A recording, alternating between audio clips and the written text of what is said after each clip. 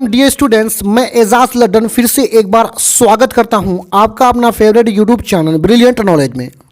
तो यहां पे प्रश्न है कि भूकंप एवं सुनामी यानी दो आपदा है, पहला है भूकंप, दूसरा है सुनामी के विनाशकारी का मतलब होता है विनाश करने वाला, नष्ट करने वाला प्रभाव यानी इफेक्ट से बचने के, प्रभाव मतलब असर से, इफेक्ट से बचने के उपायों का वर्णन करें। यानी हमें ऐसे उपायों का वर्णन करें जिससे हम भूकंप और सुनामी के विनाशकारी प्रभाव से बच सकें। यानी सीधे सीधे तौर पर कह सकते हैं कि भूकंप एवं सुनामी से बचने के लिए हम क्या क्या उपाय कर सकते हैं, यही बताना है। भूकंप तो हम लोग समझते हैं ना, हमारा जो स्थल है, जमीन है, जब वो हिलने लगता है, वो कांपने लगता है, कंपन करने लगता है, तो उसको हम लोग भूकंप कहते हैं। और यही भूकंप जब समुद्र तल में हो, किसमें? समुद्र तल मतलब समुद्र के जो जल है उसके नीचे में भूकंप हो तो उसे सुनामी कहते हैं, जिससे समुद्र का जो जल है वो आसपास के इलाकों में फैल जाता है और काफ़ी बर्बादी करता है। तो सबसे पहले हम लोग जो है भूकंप के विनाशकारी प्रभाव से बचने के उपायों को देखेंगे, उसके बाद सुनामी को देखेंगे। तो यहां उत्तर में है कि भूकंप के विनाशकारी प्रभाव से बचने के उपाय, उसके क्या क्या उपाय हैं। देखिए पहला उपाय में पहला उपाय देखिए, भूकंप के आने से पहले ही तकनीक से पता लगाकर लोगों को सूचित किया जाए।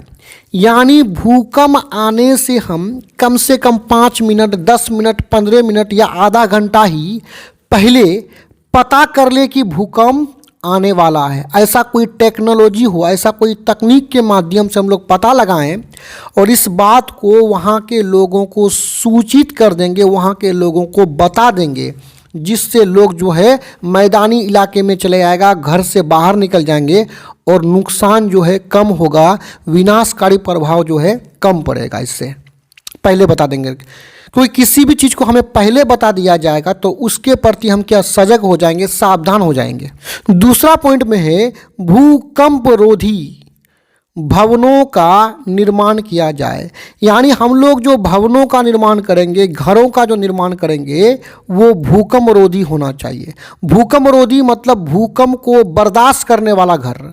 भूकंप आए तो ऐसे घर गिरेंगे नहीं, ऐसे घरों का कुछ नहीं होगा, तो उसी को हम लोग भूकंप रोधी घर बोलते हैं। उसी का हमें निर्माण करना चाहिए, बनाना चाहिए।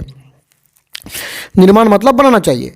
तीसरा पॉइंट देखिए, भूकंप प्रभावित क्षेत्र, यानी वैसे क्षेत्र जो भूकंप के प्रभाव में आते हैं, जहां भूकंप आने की संभावना सबसे अधिक होता है। भूकंप प्रभावित क्षेत्र के लोगों को प्रशिक्षण मतलब ट्रेनिंग दिया जाए। लोगों को ये ट्रेनिंग दिया जाए, ये प्रशिक्षण दिया जाए कि यदि भूकंप आ जाए तो हम भूकंप से किस प्रकार बचें। भूकंप आने पर हमें खुले स्थान पर चले जाना चाहिए, या घर में है तो घर का जो कोना है वहाँ पे खड़ा होना चाहिए। तो इस तरह का प्रशिक्षण लोगों को दिया जाए जिससे वह अपना जान को बचा सकता है। आगे है चौथा पॉइंट में, भूकंप आने की स्थिति में खुले मैदान पर चले जाना चाहिए। कहाँ चले जाना चाहिए? खुले मैदान पर। क्योंकि आप जब घरों के बीच रहिएगा तो हो सकता है कोई भवन आप पर ही गिर जाए। तो हम जब खुले मैदान पर जाएंगे तो वहाँ खतरा कम होगा, वहाँ की कोई भवन हम पर गिरने का खतरा नहीं रहेगा। इसलिए हम खुले मैदानों पर हमेशा जाना चाहिए। लास्ट पॉइंट को देखिए, विभिन्न प्रयासों से राहत कार्य करना चाहिए। देखिए भूकंप आए उसके बाद भी या भूकंप आने के दौरान या उससे पहले भी हम राहत कार्य कर सकते हैं। विभिन्न प्रयासों से राहत कार्य, राहत का मतलब होता है आराम पहुंचाने वाला कार्य। ऐसे कार्य करें जो भूकंप के जो विनाश है उससे लोगों को राहत मिले, आराम मिले। ऐसे कार्य हमें विभिन्न प्रयासों से करना चाहिए। यहाँ पे जो भूकंप के विनाशकारी प्रभाव से बचने के जो उपाय है वो समाप्त होता है। अब इसके बाद हम लोग सुनामी के विनाशकारी प्रभाव से बचने के क्या उपाय है, आइए उसको देख लेते हैं। सुनामी से बचने के उपाय, सुनामी से बचने के उपाय देखिए। पहला देखिए समुद्र तटीय क्षेत्रों में मैंग्रोव वनस्पतियों को लगाना चाहिए। समुद्र तटीय का मतलब होता है तट का, और तट मतलब होता है किनारा। तो समुद्र तटीय क्षेत्र मतलब समुद्र के किनारे वाले क्षेत्र को हम लोग समुद्रीय तट कहेंगे। वहाँ कौन सा वन लगाना चाहिए? मैंग्रोव वनस्पति लगाना चाहिए, मतलब पेड़ पौधे लगाना चाहिए। कौन सा? मैंग्रोव वनस्पति। मैंग्रोव वनस्पति इसलिए लगाना चाहिए क्योंकि इसका हाइट जो है ना काफ़ी ज़्यादा होता है, ये काफ़ी लंबा होता है, जिससे समुद्र का पानी जो तट के किनारे तेजी से बढ़ता है वो इसको रोक लेगा। अगला पॉइंट में देखिए कि समुद्र तट के समीप, यानी समुद्र जो तट है, किनारा है, उसके समीप का मतलब होता है अगल बगल रहने वाले लोगों को प्रशिक्षण मतलब ट्रेनिंग दिया जाना चाहिए। यानी समुद्र के किनारे जो लोग रहते हैं उनको सुनामी से बचने का प्रशिक्षण दिया जाना चाहिए, ट्रेनिंग देना चाहिए कि यदि सुनामी आ जाए तो हम क्या क्या उपाय कर सकते हैं जिससे हम अपने जान को बचा सकते हैं। इस तरह का प्रशिक्षण देना चाहिए। तीसरा पॉइंट में कि समुद्र तट पर कंक्रीट तटबंधों का निर्माण किया जाना चाहिए। तटबंध, तट का मतलब किनारा और बंध का मतलब होता है बांध।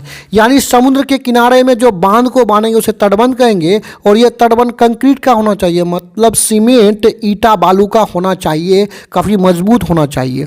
इससे क्या होगा, ये समुद्र तट के किनारे जो एक कंक्रीट तटबंध का निर्माण करेंगे तो ये समुद्र से आने वाले पानी को रोक लेगा, जिससे तबाही कम होगा।